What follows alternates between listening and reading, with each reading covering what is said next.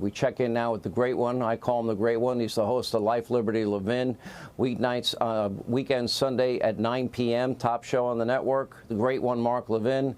Mark, I'll just hand it to you. I know you got a lot to say. President Trump is 76 years old.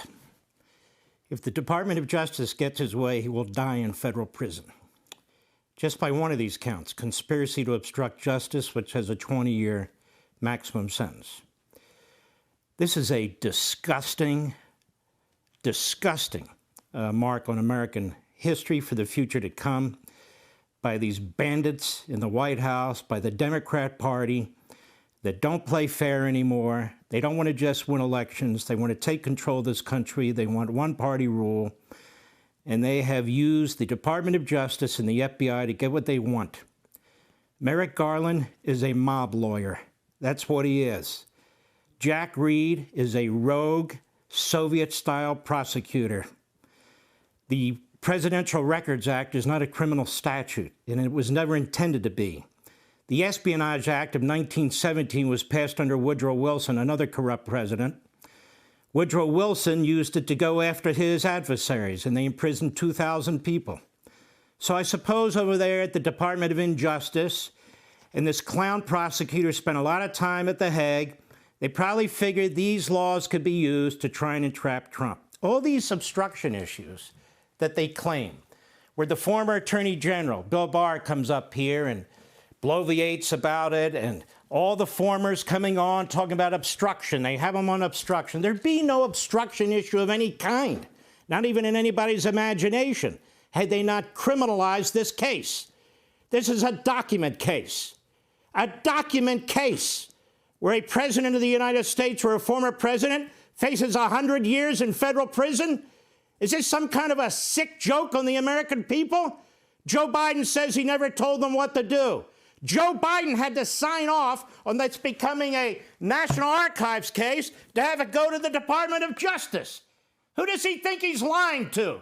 The American people? This is a guy that's got documents from the time he was in the U.S. Senate, for God's sakes, in his garage. I don't want to hear from the legal analysts the technicalities about false statements and obstruction. This should never have been a criminal case. Willful retention of documents.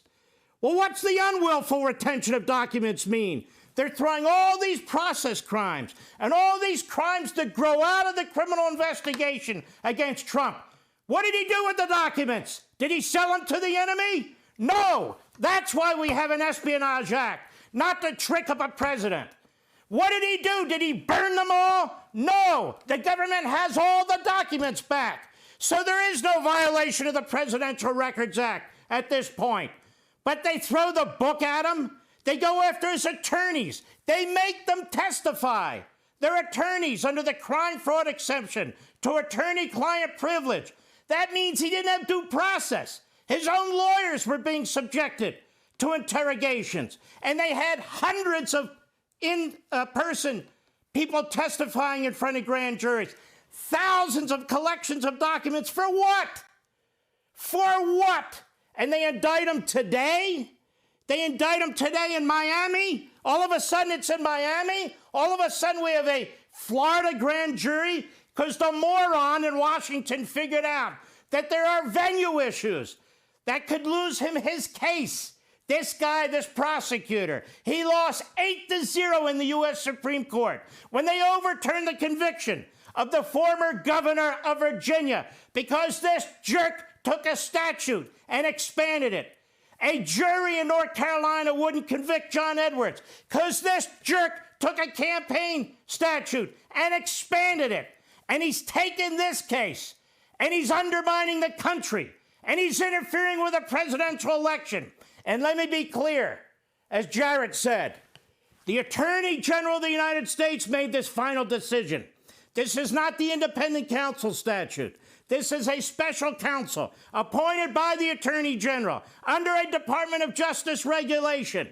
This Attorney General, who pretends he's Helen Keller, he made the decision to indict the former president, and they made the decision to interfere in this election. You want to talk about an insurrection? This is an insurrection. And that's exactly what's going on here. Let me go on. Joe Biden is the crookedest crook that's ever been in the Oval Office. Everywhere we look, there's a predicate for a special counsel. They won't appoint a special counsel, even though it's compelled under the law in which they appointed this special counsel. And you're not supposed to appoint a special counsel against your political opponent. You're supposed to appoint one in the case of Biden. 20 shell corporations, $10 million coming from the communist Chinese military, spread out among the family, no businesses to support this.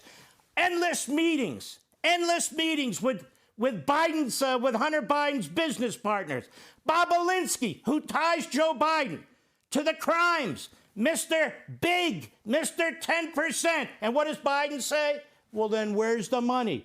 He's asking us, come and catch me if you can. The idea that this man isn't under a criminal investigation and that they criminalized a damn document case to go after Donald Trump is sickening. And I would say this to our fellow Americans.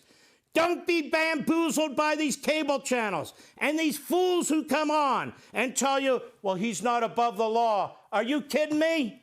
Democrat Attorney General in New York, Democrat prosecutor in Manhattan, Democrat prosecutor in Atlanta, Democrat Attorney General in Washington, D.C. What do you mean he's not above the law? There is no law. What's going on here is a disgusting disgrace. It is war on Trump. It is war on the Republican Party, and it is a war on a republic. The radical left is doing what the radical left does while they cover up for Biden the way they covered up for Hillary. If Donald Trump is to be charged like this, Hillary Clinton should have been charged with 10,000 counts of obstruction because that's how many emails she destroyed, and 5 counts of destroying cell phones because that's how many cell phones they destroyed. I'm done, and I'm sick of it. What you said, Mark, many years ago you said to me, and you said in one of your books, we're in a post-constitutional America. And what you're describing here, when you said they are the ones that are that are abusing the power, that they've criminalized political differences, that they've weaponized the Justice Department. That's what you're saying. They love the term insurrection, and you're saying that's them. They're not abiding by the law. They're not abiding by the principle of equal justice or equal application of our laws. Am I hearing you right? You're hearing me right, and let me say this. Today, what is today's date? June 8th? June 8th is the day of insurrection, not January 6th. A weaponized U.S. attorney, a weaponized Attorney General of the United States have unleashed the full force of the United States government against a former president, the leading Republican nominee to take on the existing president. We have never seen anything like this in the United States. We saw it under Stalin. We've seen it in other autocracies, Marxist regimes, fascist regimes, the third world. But they have taken the United States of America and they have dragged us into a hellhole. This is embarrassing. It's humiliating. And I'm going to tell you something. There are tens of millions of us. You have crossed the Rubicon twice, which has never been done. And we will never forgive you. Never, ever. And that's the bottom line. I'm done. Mark Levin, thank you.